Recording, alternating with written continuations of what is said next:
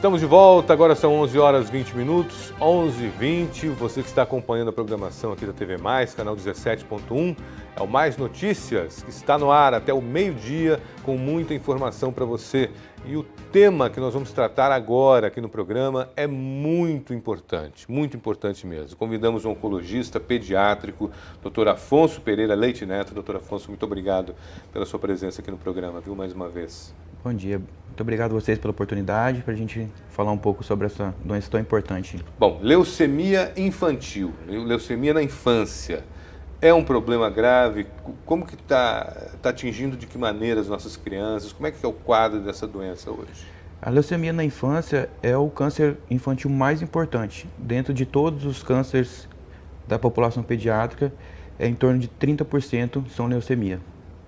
E hoje o número vem crescendo com um diagnóstico aprimorado que vai evoluindo ao longo dos anos aí.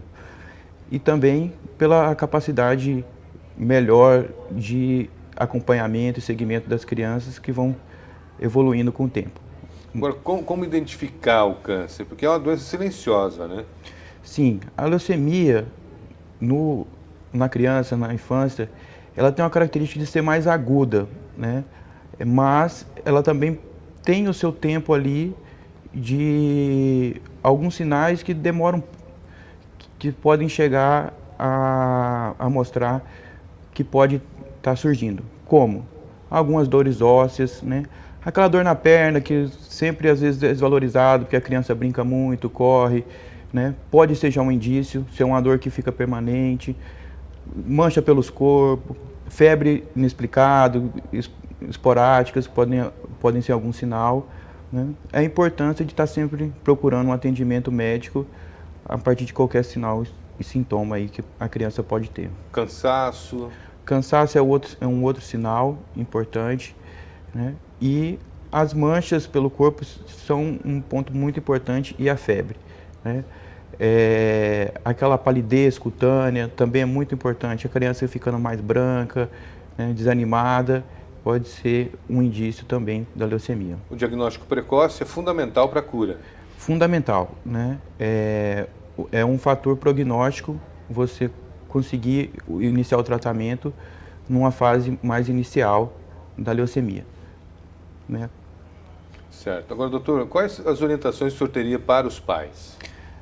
Eu digo para os pais, o principal fator é estar sempre mantendo um acompanhamento. Você, do Sistema Único de Saúde, ir ao posto dentro de uma regularidade, não só nos momentos de febre, de gripe, ou num pronto atendimento. Também procurar fazer um atendimento regular. Você, pai, mãe, que tem um plano de saúde, não deixar de ir no pediatra anualmente. Depois que passa aquela fase ali, né, Luiz, dos 2 anos ali, que acompanhou o bebê, os pais vão deixando de acompanhar, né? E a leucemia, a gente sabe que tem um pico de incidência maior ali entre os 2 a 5 anos de idade. Então, para nossa felicidade, também é a idade que a gente tem um melhor prognóstico. Então, é importante manter o segmento ali durante toda a idade. Depois que fica adolescente, aí mesmo que para de acompanhar, né? O adolescente ainda tem por hábito esconder sintomas, com vergonha, com medo de ir ao médico. Então, é um outro ponto que a gente tem que estar sempre buscando. Aí dificulta a cura. Dificulta um pouco a cura, né? Agora, doutor, eu estava vendo aqui entre os sintomas, abaulamento na região dos ossos. O que é isso? Principalmente um tipo de leucemia que chama leucemia mieloide, ela pode ter algum que a gente chama de sarcomas pela leucemia, porque a leucemia é do sistema linfoproliferativo. Então ela pode infiltrar nos ossos, infiltrar no sistema nervoso central, pode infiltrar em todos os órgãos do corpo. E às vezes pode aparecer como um abalamento ósseo na região, principalmente dos ossos mais longos, mandíbula também é muito comum, né? Na região dos dentes. Então o dentista às vezes, né, é o que vai trazer o diagnóstico para a gente. O cloroma é um tipo de característica importante em algumas... Mas esse abalamento é o quê? Um abalamento seria um caroço mesmo. Caroço. Um caroço mesmo, né? Você pode, às vezes, vai palpando, vai pegar a criança, nota um caroço diferente no osso. Pode ser um sinal, sim, da leucemia, né? Principalmente a leucemia mieloide tem mais essa característica, né? Eu percebo, assim, pela sua fala, eu estou também nervoso hoje. É a sua primeira entrevista? É a minha primeira entrevista. Puxa, então, seja bem-vindo a esse mundo, porque nós vamos te convidar mais vezes, tá? Tem muitos temas para a gente debater. Sim, sim. Eu percebo que a participação da mãe, do pai no trato da criança é fundamental, né? É fundamental. O toque, o contato. À medida que a criança vai crescendo, vai ganhando sua independência, a mãe para de examinar, né, de ajudar no banho, então isso vai perdendo aquele contato com a criança, né? Por exemplo, um sinal muito característico também de leucemia, que acontece muito, é no sexo masculino, a infiltração do testículo. Então aquele testículo que vai crescendo, pode ser ali o início da leucemia, né? Então, e a mãe que não para de dar banho na criança, esquece disso, né? Ou não dá tanta importância. Então, a mãe e a família, né, toda é importante demais no diagnóstico precoce. Como são as estatísticas nessa linha, nessa área? Hoje, qual o percentual de criança que acaba adquirindo ou desenvolvendo? Isso. Hoje nós estamos em torno, depende um pouco da faixa etária de idade, né? Mas até os 14 anos é em torno de 40 casos por milhão, né? E dependendo de algumas fases, como eu tinha falado, de 2 aos 5 anos isso aumenta para 90 casos por milhão, né? Na leucemia mais comum, que é a leucemia linfocítica aguda, né? E nossas porcentagens também variam de acordo com o tipo de leucemia, né? A leucemia mieloide é um pouco menos, mas na faixa etária ali abaixo de 1 ano, ela tem aí sua porcentagem também em torno de 60 por milhão, né? Então, ano. E como que essa doença se desenvolve? Ela é do sangue? É do sangue, né? A leucemia é o que eu falo para os pais. É o câncer do sangue, né? Ali a nossa medula óssea, que é onde a gente produz o sangue, é afetada por uma mutação e começa a produzir uma célula incompleta.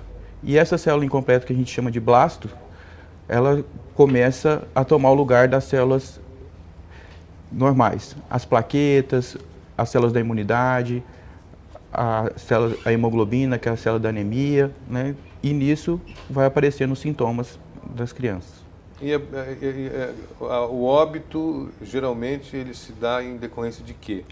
O óbito se dá em decorrência justamente dessa proliferação de células anômalas que vão tomando o lugar das células normais e uma anemia grave, a criança fica sem oxigenação no sangue, e pode morrer por isso.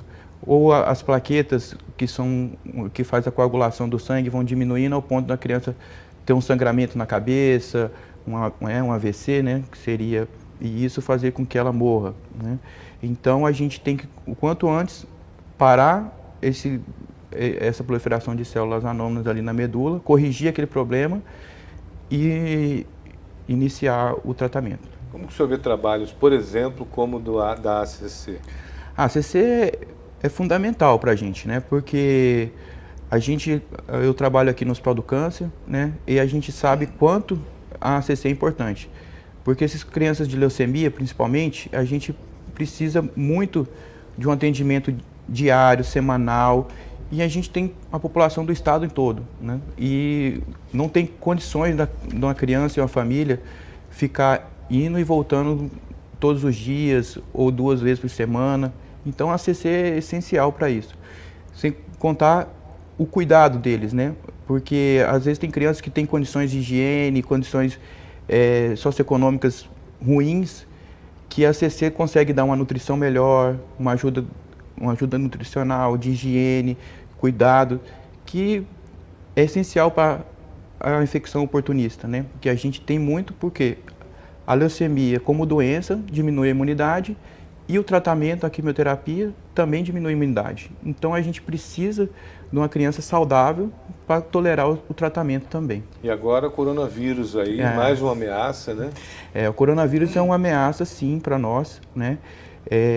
A população pediátrica também está sendo atingida, já tivemos casos nos nossos pacientes, então é importante o cuidado. E, infelizmente, a população pediátrica não foi testada as vacinas, então é uma questão que não vai chegar para nós ainda nesse momento, né? Então, para nós, o mais importante mesmo é controlar essa pandemia geral e o cuidado aí do distanciamento com as crianças. Aproveitar que o senhor falou de vacina, eu vou trazer a reportagem que a gente chamou no bloco anterior, falando sobre a vacinação que acabou, né? Estamos sem vacina em Cuiabá. Então vamos ao VT e a gente volta ainda aqui com o doutor. Na capital do Mato Grosso, o posto de vacinação está assim, fechado. E teve gente que estava com agendamento para tomar a segunda dose, mas não conseguiu. Tomar a segunda dose porque eu trabalho na área hospitalar. Então eu vim tomar a segunda dose da vacina, que está agendado já. E chegar aqui não tem nenhuma informação. A suspensão da aplicação da primeira dose atinge idosos acima dos 85 anos. Quem já tomou a vacina tem a segunda dose garantida. Dos idosos, nós conseguimos cumprir a meta, né? Pela estimativa do Ministério da Saúde, de 85 e mais seriam 2.400. Nós imunizamos esse quantitativo, né, com a primeira dose. E aí tem os acamados que vão ser feitos agora, que vai dar em torno de umas 400 pessoas. E ao chegar mais doses, qual será o grupo que receberá essas doses? Então, nós vamos depender da quantidade, porque nós estamos esperando receber a segunda dose de uma remessa que já foi aplicada a primeira. E aí, se chegar só essa segunda dose, nós só vamos poder fazer a segunda dose. Se chegar um quantitativo maior, aí nós vamos ver qual grupo que dá para encaixar para fazer a vacina. Entendi. Então agora precisa vacinar a segunda dose dos idosos, é isso? Não, dos idosos ainda não, porque tem um intervalo de 28 dias. É uma segunda remessa, nós recebemos 8.027 na primeira remessa e depois, esse nós já fizemos a primeira e segunda dose. E falta receber 3.030, que recebemos só a primeira dose. E aí a gente precisa receber a segunda para poder fazer. Até agora, 2.460 pessoas com mais de 85 anos foram vacinadas em Cuiabá. Idosos acamados devem continuar a receber a vacina através do sistema de visitação da Secretaria de Saúde. A campanha de vacinação contra a Covid-19 aqui em Cuiabá começou no dia 20 de janeiro, com 17 mil doses. A cidade já recebeu 33 mil doses ao todo, das 126 mil enviadas ao estado. E não há previsão para nova remessa do Ministério da Saúde. Outras cidades da região também estão suspendendo as aplicações, como Rondonópolis, Sinop e Cáceres. De acordo com a Secretaria Municipal de Saúde, o posto de vacinação será reaberto só depois que chegar mais doses na cidade. E olha, a Secretaria Municipal de Saúde informou o seguinte, que não liberou as vagas para agendamento no site Vacina Cuiabá para esta quarta-feira. As equipes de vacinação detectaram que pessoas ansiosas para tomar a segunda dose estavam alterando a data anotada a lápis na caderneta de vacinação para recebimento da segunda aplicação da vacina. Diante disso, as datas passarão a ser anotadas à caneta para evitar o descontrole no cronograma de imunização. A Secretaria conta com a colaboração da sociedade e destaca que aguarda o recebimento de novo lote de imunizantes para aplicação da segunda dose, conforme prazo prescrito em bula. Agora é o seguinte, né? Você que está aí nos acompanhando, não é hora de tentar burlar nada, tem que esperar o prazo, né? São 28 dias, então está dentro do prazo ainda, né? Quem tomou a primeira dose. Não adianta se desesperar e tentar criar uma situação para tentar arrumar uma vacina que não existe nesse momento. Temos que ter todo o cuidado, né, doutor? Com certeza. Não é um momento, né, de nenhuma burlar o sistema, né? É um momento de todos cooperarem e andarem juntos em busca desse... Já está complicado, né? A pessoa ainda tenta burlar o negócio. E pior que é os profissionais de saúde, né? Ainda. Pois é. Em relação ao câncer, E o coronavírus? Como que o coronavírus ele pode complicar o quadro? Sim, porque você acaba atrasando o tratamento, você acaba atrasando o diagnóstico, né? Muitos atendimentos foram paralisados, né? Exames de imagem vão sendo deixados para depois, porque tem prioridade para os pacientes do coronavírus. Então, aquela história do diagnóstico precoce que é tão importante no câncer, está sendo influenciado sim pelo Covid-19. Doutor, quero agradecer a sua presença aqui, esse bate-papo nosso aqui foi importante, uma orientação muito importante, eu creio, para os pais, né? Prestarem atenção mais nas crianças, né? Não deixa só no computador, dê banho, faz massagem, né? Entra em contato com a criança para, de repente, conseguir fazer o diagnóstico a tempo, né? Eu volto a repetir aqui, é muito importante a gente prestar atenção na sua criança e não deixar de fazer a rotina, mesmo a sua criança estando bem, ativa, brincando, vai ao pediatra, vai ao posto de saúde, acompanhe, porque é muito importante. Quero deixar um outro recadinho aqui, que é muito importante nesse tema nosso da leucemia, que é a doação de sangue, que está muito reduzido nossos estoques, com o coronavírus caiu mais ainda, então não deixem de doar, quem é doador, quem é apto a doar, porque a gente precisa muito, e também a doação de medula óssea, né? Você que é uma pessoa ativa, não tenha comorbidades, procure se informar nos bancos de sangue sobre a doação de medula óssea. Sobre esse tema de leucemia, muitas crianças vão precisar, e adultos, então é um tema muito importante para nós. O tratamento é feito com a medula óssea, na medula óssea? O tratamento da leucemia é em cima de você corrigir o defeito na medula óssea.